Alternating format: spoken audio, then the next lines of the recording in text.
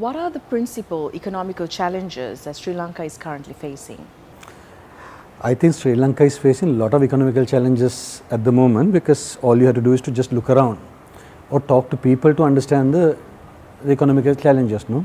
The cost of living has gone up significantly, the businesses are not doing well, business confidence is low, stock market is struggling. So there are so many problems in the market.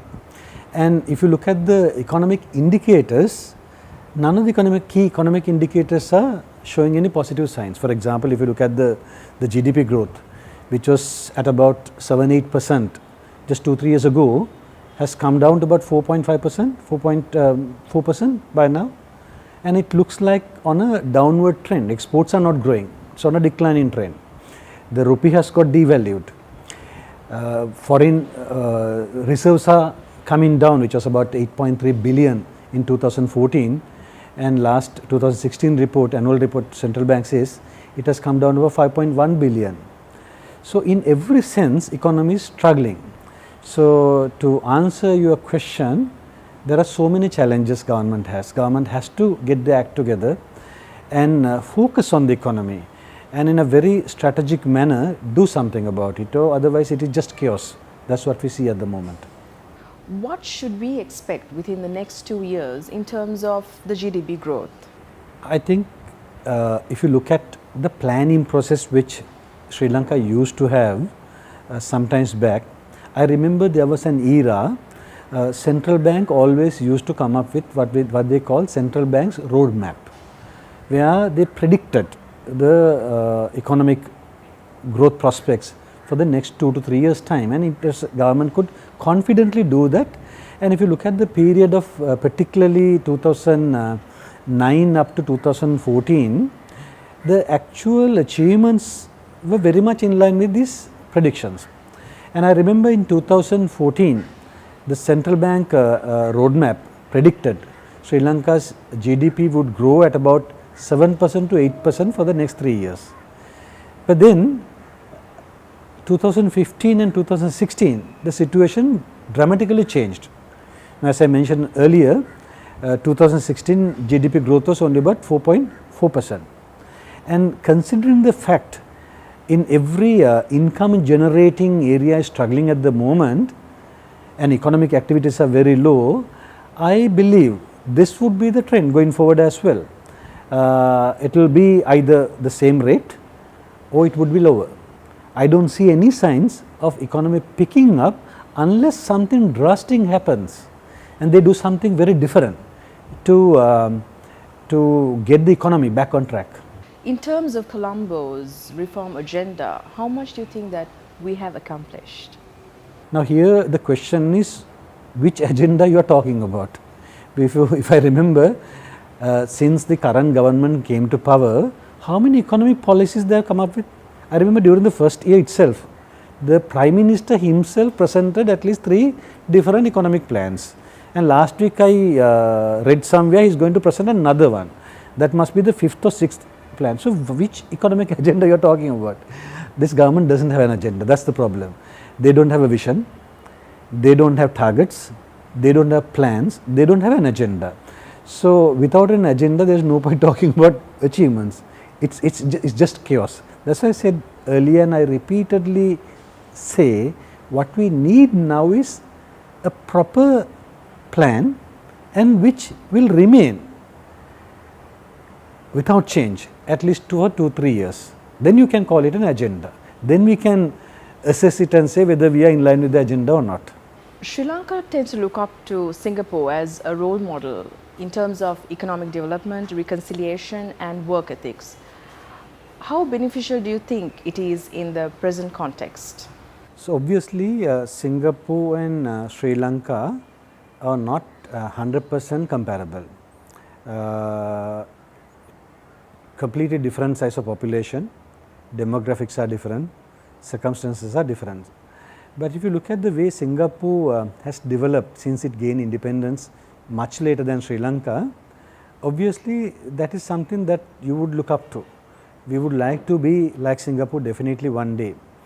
But to reach the status that Singapore has achieved, I think so many things have to change in this country, because Singapore had a consistent leadership for a very long period, a consistent policy framework, and a very determined nation who wanted to achieve a higher standard. But Sri Lanka unfortunately never reached that. We had political parties which did not have consistent policies, political leadership was changing continuously, the value system was nowhere near which Singapore managed to achieve. So as a result, while Singapore developed, Sri Lanka, which gained independence almost 25 years before Singapore, still remain a developing nation. To answer your question, I think still we can consider Singapore as a role model, at least from economic development point of view. We must try and see what we can do at least now to go there, but a lot of things have to change. Regarding the tax reforms, what is your view? See, taxation in any country has to get reformed from time to time, and normally it evolves. If you look at the Sri Lankan tax system, that has evolved over a period of about 80 years. I mean, the system came into the picture even before independence. So with experience, system has got reformed, new changes have come in, and it has evolved. About 2-3 years ago, government saw a problem, the tax income as a percentage of GDP was about 12% at that time, I think about 11% at that time, and ideally it should be about 13-14%. I think the current government has more or less achieved that through the changes that they did in terms of tax reform so far. But the problem now is the government seems to be bringing in new reforms, new tax changes which are going to completely change our taxation system, which might not be healthy, because something that has evolved over a period of 80 years, almost 80 years, you cannot just change and bring something from another country and just implant something totally new, and that can result in chaos, and that is a fear I have. So to sum up, reforms are required, but that has to be a gradual process. Chinese influence in Sri Lanka was a hot topic during President Maithripala Sirsena's campaign for presidency. Do you think that the Sri Lankan economic relationship with China has changed since January 2015? If you look at the world, from time to time, different countries or different regions emerge as powerful nations or regions. I think the current century, everybody knows it is going to be the century that belongs to countries like China, India, Brazil, etc. The new leaders are emerging. So in a scenario, in a world where you are always interdependent for global trade, you should know whom to align with, and any smart country would have understood that China is emerging and align its economic policies with China. I suppose the previous government under President Mahinda Rajapaksa realized this, and they started working very closely with China for economic partnerships. Investments came from China, loans came from China, various other support came from China, and that was the right thing to do at that time. When the new government came to power, particularly under President Maithripala Sirisena's presidential campaign, there was an attempt to project that this aligning with China is not a good thing. So they projected that as a bad thing, and they pretended that they can do something different. Obviously, the message was that you can do well with the support of the Western countries, who obviously helped the current government to come to power. But the reality was very different. After the government came to power, they immediately stopped all the Chinese projects, put a hold to that, and looked up to Western world for help, and that help never came. Sad thing is, something that all of us knew, they did not know, that is, the Western economies are struggling, there is no way they can come and help Sri Lanka. So, after almost 2 years, the government has now realized that they did a mistake. They are going back to China, trying to patch up. I will be very happy if they can do so, but it looks like it is not happening the way they want. They are struggling. The support is not coming the same way that they got, the previous government got the support. And also Chinese government is also complaining. I mean, recently Chinese ambassador said that very openly at a seminar. Even if we want to work with you, you are not capable of working with us. That is what the ambassador said. So, this government has to do a lot to put its house in order, I think, even before they start working with China. But I believe there is no other way. You have to go with China and these emerging economies if you want to be a key player in the emerging world. The Economic and Technological Cooperation Agreement, a trade deal with India, is expected to be signed soon. What is your view on it, and how will it be beneficial for the citizens of our country? The question is, how many people know about the contents of this trade deal? I mean, there are very few things that you know. But one thing we know for sure, the government, current government, is in a mighty hurry to sign this trade deal. The question is, when you are in a mighty hurry to sign this deal, are you actually prepared? Let me tell you something that a very experienced foreign diplomat once told me. He said, when countries like China come to the table to negotiate a trade deal, the people who sit on that table are people who have been working on that for probably 10 years, 20 years. They prepare, they get themselves educated, they know exactly what they want from that trade deal.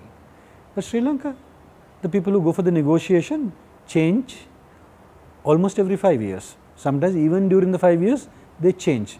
People who sit at these negotiation tables laugh and say, when people who come have no clue as to what they are going to negotiate. So, in such a scenario, when we understand our weakness, when we know for a fact that we are poor negotiators, I think we should never be in a hurry to go and sign these things. There are the people who study these things, people who are concerned about these things, have raised a lot of concerns about this trade agreement. I believe the country must take time and carefully understand the requirements of the country and then go for this negotiation. I think I am very much in agreement with the recent thinking process of organization like GMOA in that regard, where they say before you go and negotiate a trade deal, first you tell what is country's policy on trade deals. I think that is what we must get right first. Let us first agree what the policy is, then go for negotiations.